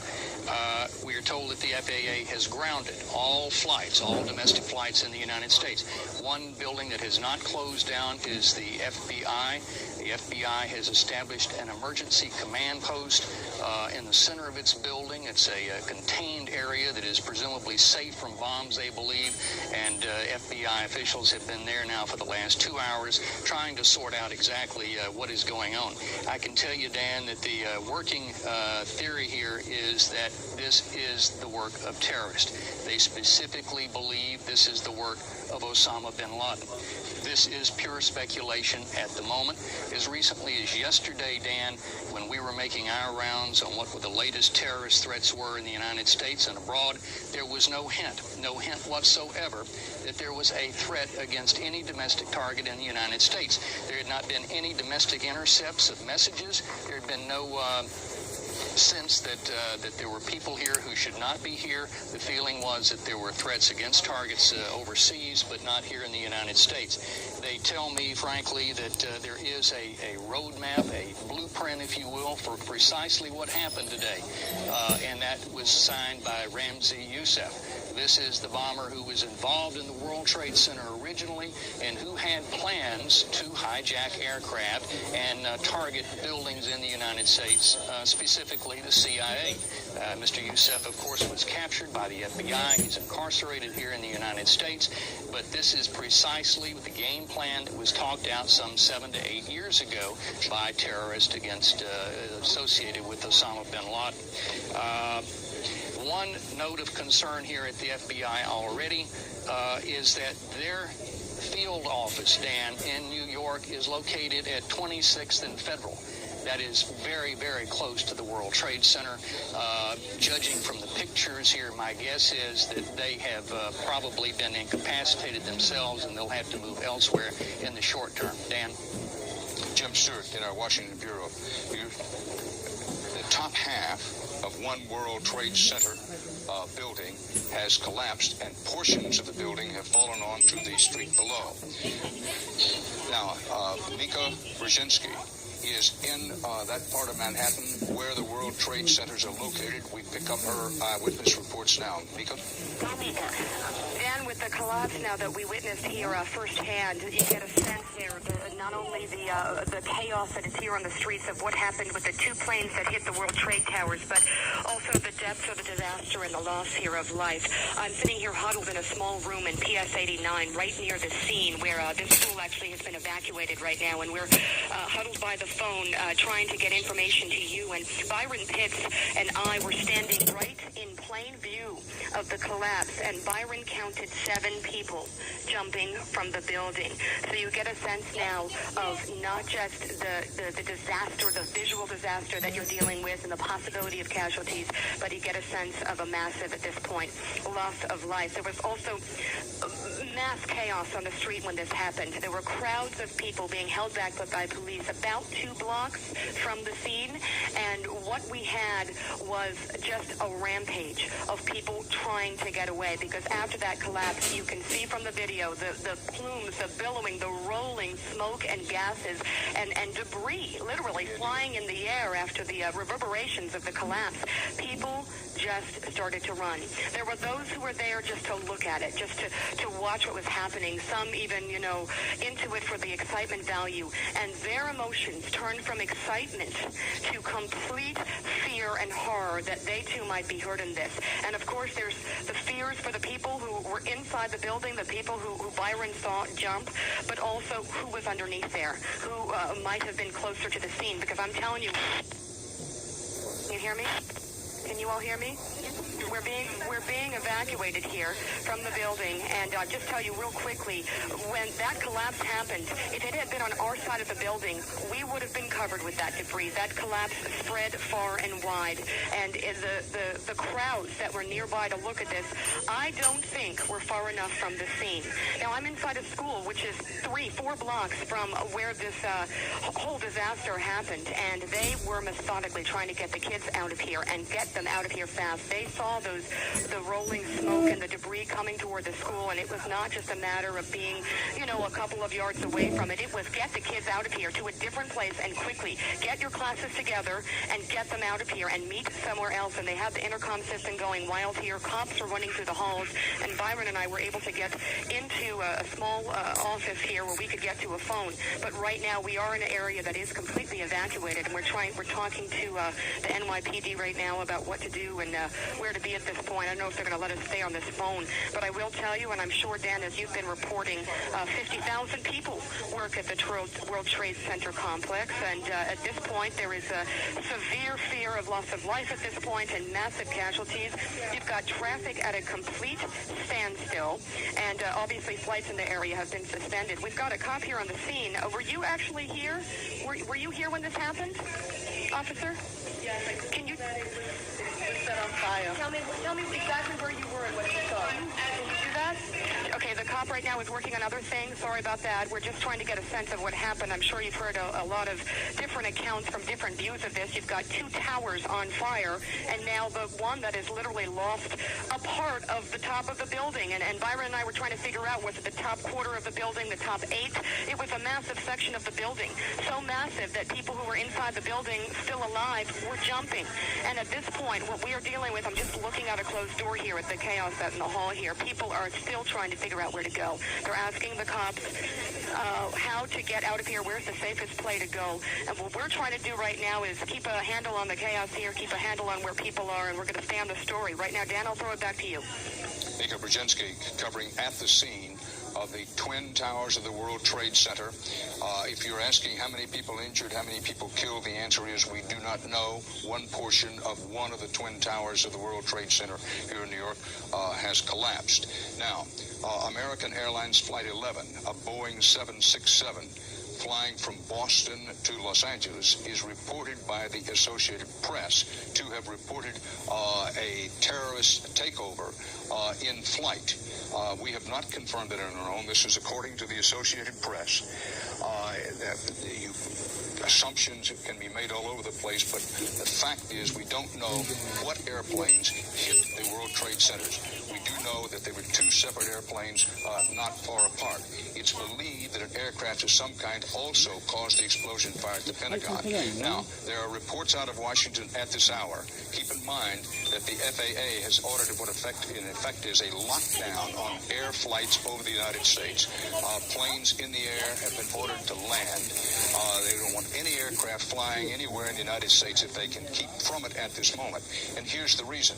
Reports of all kinds are flying around, but there is one report that another aircraft has been hijacked in the Eastern Corridor. U.S. Air Force fighter aircraft are flying over the White House at this hour. Evacuations of some portions, at least some portions of the White House and the Capitol have been reported over the last hour and a half. But this is a fluid situation, this breaking story situation. And to bring you up to date, the Twin Towers of the World Trade Center have been hit each by 1 aircraft.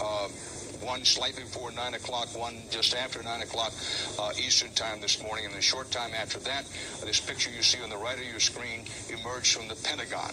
What happened at the Pentagon, unclear, but there are eyewitness reports that an aircraft crashed into the Pentagon. Obviously, authorities are taking every precaution that they can. And amid this report, the unconfirmed report that another civilian airliner possibly has been hijacked somewhere in the Washington area is leading to yet another series of investigations. The Associated Press now, in a flash, quoting the Associated Press, 1 World Trade Center tower has collapsed.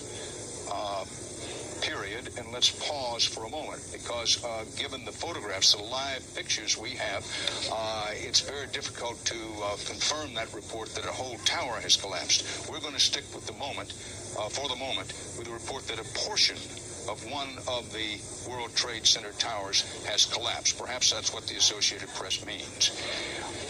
With With me here is Russ Mitchell in New York. Russ, seeing these pictures of the World Trade Center, both towers aflame, all that smoke down in that part of Manhattan is reminiscent of what happened in the World Trade Center not quite 10 years ago. That's right. It was February 26, 1993. 6 people were killed in a terrorist bombing, over 1,000 people injured. And for folks who are really not familiar with the World Trade Center, let's kind of put things in perspective for you. These are twin towers. They were dedicated back in 1973. They are each more than 1,300 feet tall, 110 stories. As Mika Brzezinski reported a few minutes ago, 50,000 people work in these twin towers, and we're talking about things from brokerage firms to law firms and other offices on those floors. They give you an idea of the amount of folks and the size we're talking about here. Each tower of the World Trade Center has its own zip code.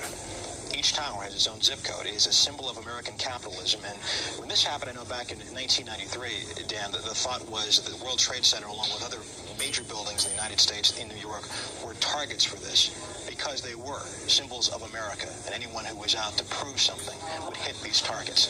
And just like the World Trade Center, by the way, were the tallest buildings in the world before they were displaced by the Sears Tower in Chicago, which has also been evacuated this morning. In that last attack on the World Trade Center, a terrorist attack for which the attackers were tracked down and convicted and imprisoned, at least some of them, the plan at that time by the terrorist planners was a series of attacks.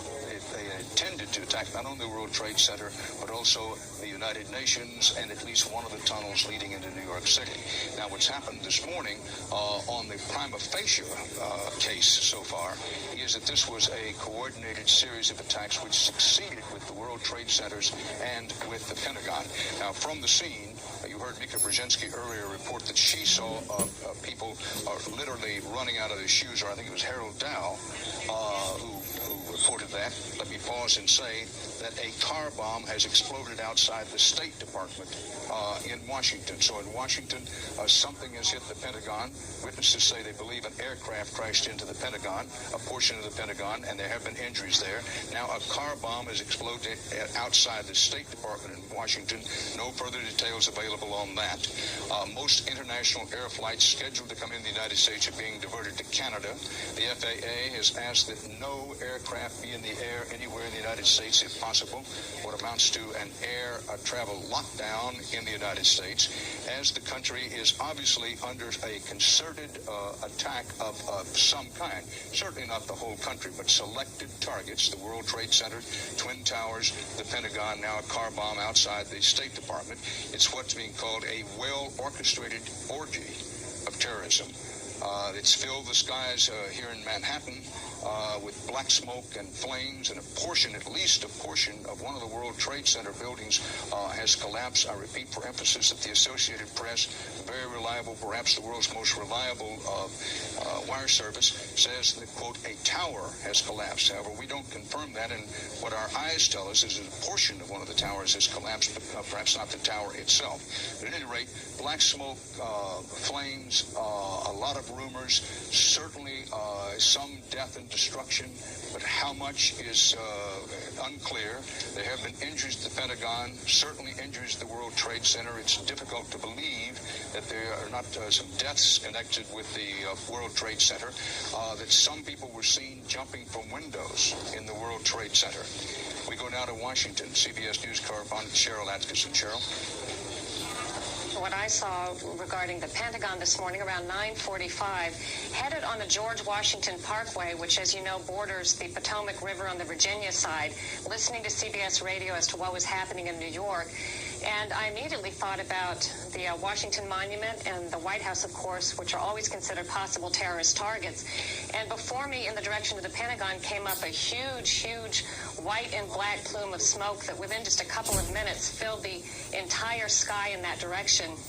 I tried to use the cell phone to call the office to report what I was seeing, but cell phone usage was apparently maxed out and it was impossible to get through. People were pulling off to the side of the road. Some of them appeared to be nervous to be crossing the bridges over into Washington, D.C., which is what a lot of that traffic along the Parkway is doing that time of morning. I didn't see a plane. It must have obviously, if there was one, been flying very, very low before it hit the Pentagon. Didn't hear the noise, even though really I was probably within about a mile of the building. And again, it was just an enormous amount of smoke over at the Pentagon in that direction, filling the sky within a matter of minutes. Cheryl Atkinson in Washington. We now go to David Martin by telephone. David Martin, our Pentagon correspondent, is on the grounds of the Pentagon, is my understanding. David? Dan, I've been standing about 50 yards away from the west side of the Pentagon, which is where this explosion occurred. Portions of that part of the building have now collapsed. There are perhaps a dozen fire trucks on the scene trying to fight the fire, and they are rigging the grounds around the Pentagon for handling mass casualties. I have only so far seen about perhaps 10 or 12 people who were injured, some of them seriously enough to require... We're going to interrupt you, David Martin, and come back here to New York because the second tower in the World Trade Center is teetering and looks like it may be in the process of collapsing. The second World Trade Center tower just had another explosion, we can't call it a secondary explosion, and appears to be in the process of collapsing. We pause to let you absorb this picture. The Statue of Liberty looking past Our Lady of Liberty to the World Trade Center itself.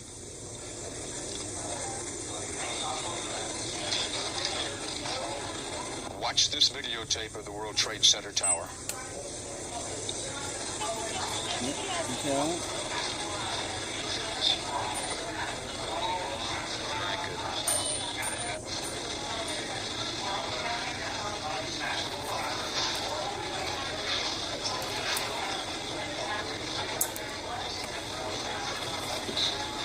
The World Trade Center tower in New York collapsing.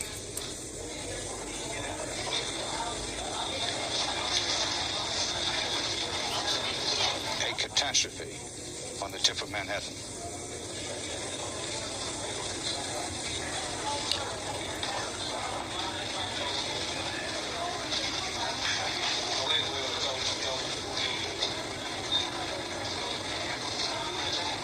There are no words that can describe this. It's time to watch, absorb, and think.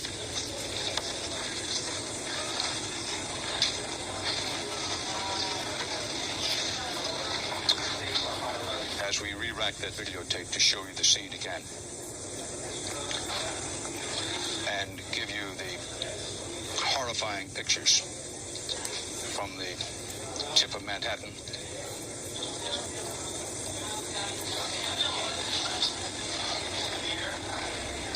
This is videotape from just a few moments ago. And what we had hoped and prayed would not happen, could not happen, has happened. New York's World Trade Center, in effect, has been destroyed. The loss of life will be high.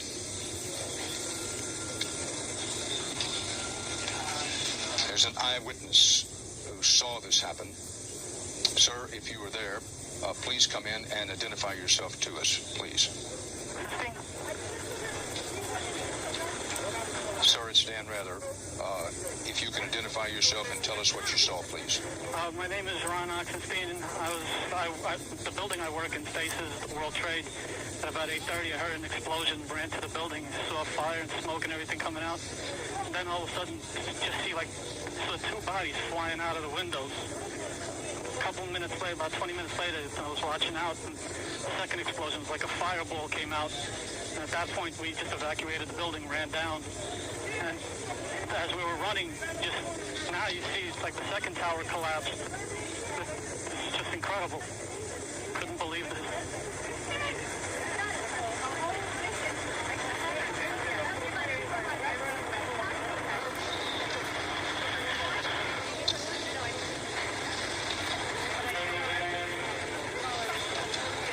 Brzezinski is also downtown, where both towers of the World Trade Center have collapsed. We're now confirming.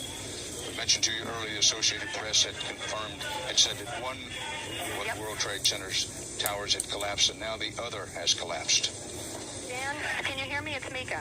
Yes, Mika. Dan, I'm sitting here inside PS 89, huddled with about 50 or maybe 100 firefighters, literally covered with soot and debris. I'm also with CBS News correspondent Byron Pitts, who you'll hear from in a moment. We are dealing right now with the aftermath of this second collapse. We were right here, Byron and I, in the thick of things when it happened. It went down. You could hear it, and then you could see people running. I actually was outside the building, this school that's been evacuated. They're actually evacuating the next school as well, Stuyvesant, trying to get people out of the line of fire at this point. I was outside the building where people were wheeling injured victims of this disaster on carts, on paper carts, on box carts, trying to get people away from the scene. And then all of a sudden, Byron and I were looking at each other, and we heard this low rumble. And then you just saw masses of people running, and all the firefighters came inside this building, and they are literally covered, many of them coughing, covered with soot, trying to figure out where to go. One of them said this is like a state of war. We're talking with two of these guys right here. And in fact, let me pass the phone over to CBS News correspondent Byron Pitts. He's got more. Byron. Byron Pitts from CBS News. Officer, your uniform is covered in soot. Can you tell me just a second? Don't have time. Don't have time. Now, the tower's collapsed. All guys, yes, the tower's down, but there's people trapped. We're going to go back. What's the assignment right now for you? What are you trying to do at this moment? I'm trying to get back in there and make sure all the cops, the firemen, and the civilians are out of there. You said you've been here before. Well, we were here when the first part, the other side of the building came down. Are you okay? I'm fine. Just dirty, that's all fine. Yes, sir. Is there any concern about people on the street at this point? We're moving everybody back. We want the TV stations are on. Tell everybody to stay away from this location.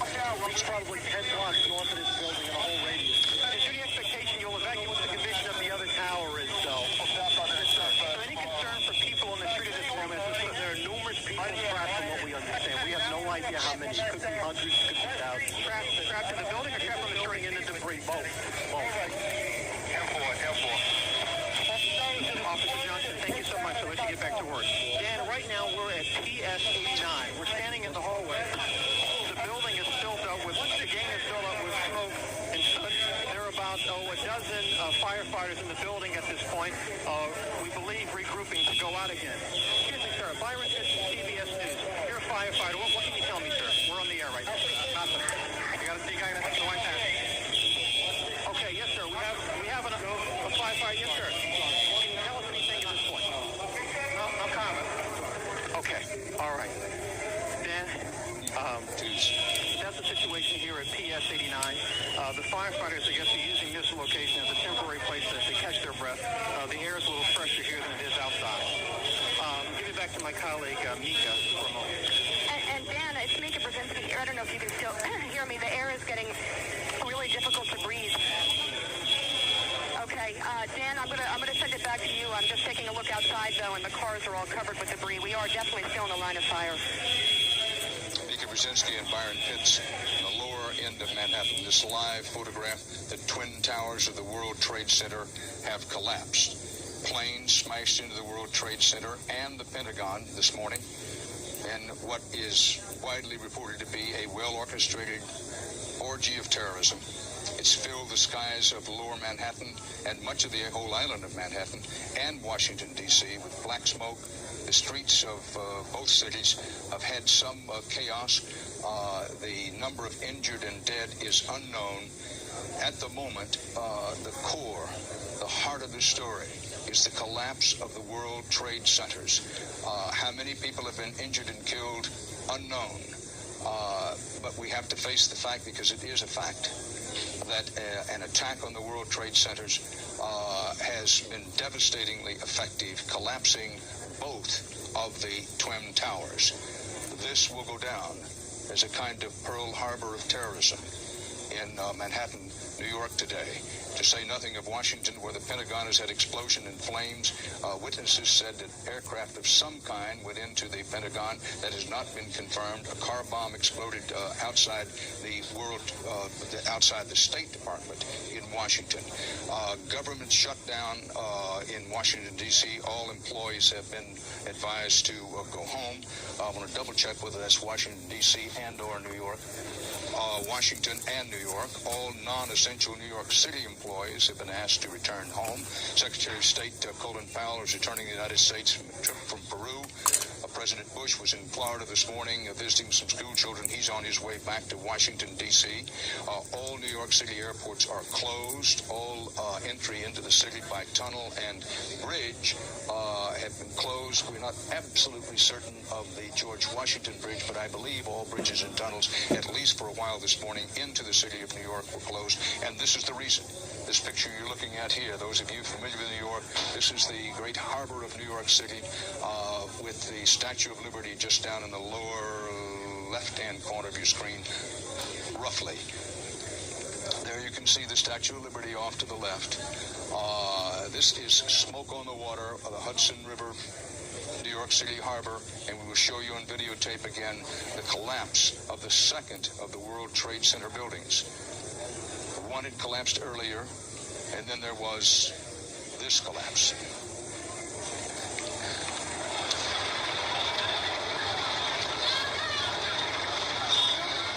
110 stories down to the ground.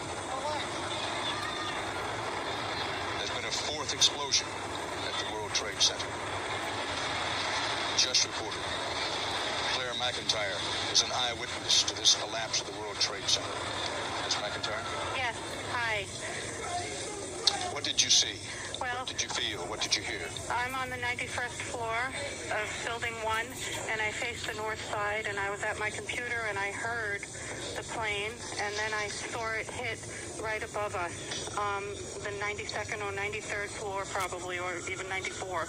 And our whole floor just fell to pieces practically, and we got out though. Everybody in my company got out, and we walked down the stairs, and when we got down to the bottom, it was like a war area. It was just, there were bodies on the ground in pieces, I'm sorry to say, and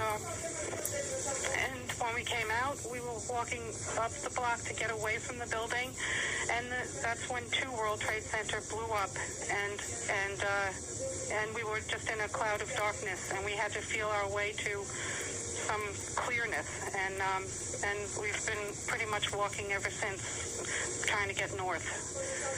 Ms. McIntyre, if you can stay with it for just one moment, I want to interrupt and say, Dateline Pittsburgh, large plane crashes are reported in western Pennsylvania. The source of this are officials at Somerset County Airport. No further details are available. We've had these large plane crashes reported now in western Pennsylvania. Car bomb going on outside the State Department in Washington. No further details on that. Fire and explosions at the Pentagon. Eyewitnesses say an aircraft of some kind possibly went into the Pentagon, and then here in New York, the collapse of these 2 World Trade Center buildings. Ms. McIntyre, eyewitness to what's been happening down there. You said you saw one of the planes as it came into the building. I did. I actually saw it after it was already partially into the building. I saw the wings and the tail. Was it a large aircraft? It looked fairly large. I didn't think it looked as large as I'm hearing it probably was. I thought it was a small jet. It sounds like maybe it was larger than I thought. Well, but you were the eyewitness. I recognize what a horrific scene that the part of the aircraft was already inside the building when you first saw it. That's correct. And did it look to you to be a large airliner? It looked like a small airliner to me. Would you say 2 engines or 4, or would you be able to say? I wouldn't, because that part of the plane was already in the building when I saw it. Ms. McIntyre, you said that, unfortunately, that you saw people who were killed. Yes. Where were those people, and about how many? I saw definitely 2 bodies in plaza down below when we got out of the stairwell. And they were walking us through the plaza, I think trying to make us go very quickly so we didn't see anything. But I definitely saw two bodies that were just torn to shreds. Did you hear the airplane as it approached? Yeah, I certainly did. Describe that sound for me. Oh, it was horrible. It was the sound of a jet plane coming right at you. But you didn't see it until it, in fact, already hit the building. That's correct. What did you think during those moments? I thought, I didn't know what to think, to tell you the truth. I guess I started to panic a little, but then calmed down, and everybody in my company, we have only about 22 people there, but we all kind of ran out, and one man was under a whole pile of debris, and but he was okay. He got out, and then we just started walking down the stairs. It was initially it was panic, but then we calmed down. Did you actually see either of the World Center towers collapse?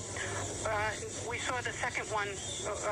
It seemed like we didn't really see it. We heard it and then looked back and did see everything just flying at us. It was just horrible. Thank you so much for your eyewitness testimony. God bless. Thank you. CBS News correspondent Byron Pitts is in the area where the World Trade Center's twin towers have collapsed. You're looking at videotape of one of them collapsing. We go live to Byron Pitts. Byron. Dan, I'm at PS 89, an elementary school in the area. We're 3 blocks from the tower. Joining me now is firefighter Tom McGee. Sir, what can you tell me? We were in the Marriott Hotel when the first explosion or the first collapse happened. Took out the lobby of the hotel. We were able to crawl out after about a half hour. Crawling up the block. The second building came down, I guess. I don't know. But it went from day to night. It was the most god-awful thing I've ever seen. You said earlier... People rolling out the building left and right. They were jumping in the early stages of the fire. Yes, sir. Firefighter McGee, I heard you say earlier that you lost everybody. What were you talking about? I can't find any of my men. They won't come up on the radio or the cell phone. So I don't know. Where did you last see them, sir? They were in front of One World Trade Center, in front of the Marriott, and about a block up from that. And it's the worst thing I've ever seen in my life. How were you? I got to talk to my wife. Yes, sir. Oh, you were saying again. Please go ahead. A message for your wife. Maria, I just want to let the last word you heard on the phone was, "Oh my God, that was the second collapse." I just want to let you know I made it out. A message from a firefighter to us. Dan, back to you.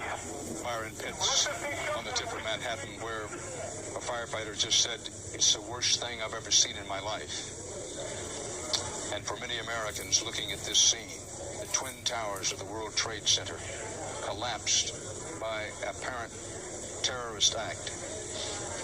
They can say, this is the worst thing we've seen in our lives.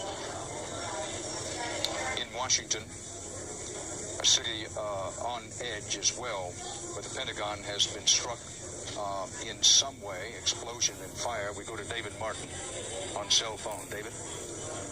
I'm at Arlington National Cemetery, which is just across the highway from the Pentagon. A portion of the west side of the Pentagon has collapsed. I spoke to one of many injured who were in the building at the time. He had a light head wound. I asked him what happened. He said he didn't know, but as he was leaving the building, he asked a security guard, "What hit us?" And the security guard said, "A plane." And you can see pieces of twisted fuselage lying about 50 yards away from the building of the Pentagon. Right now, this scene is one of black smoke and dozens of fire engines, medevac helicopters. They are rigging that part of the lawn of the Pentagon, which is where the helipad that the Secretary of Defense uses is located. They are rigging that to handle mass casualties. They're bringing in large numbers of stretchers to deal with this. This all appearances are that for the first time in its 50-plus year history, the Pentagon has been attacked. 네? 2000절 다 한꺼번에 다 찍어갔거든요. 다 나올 때.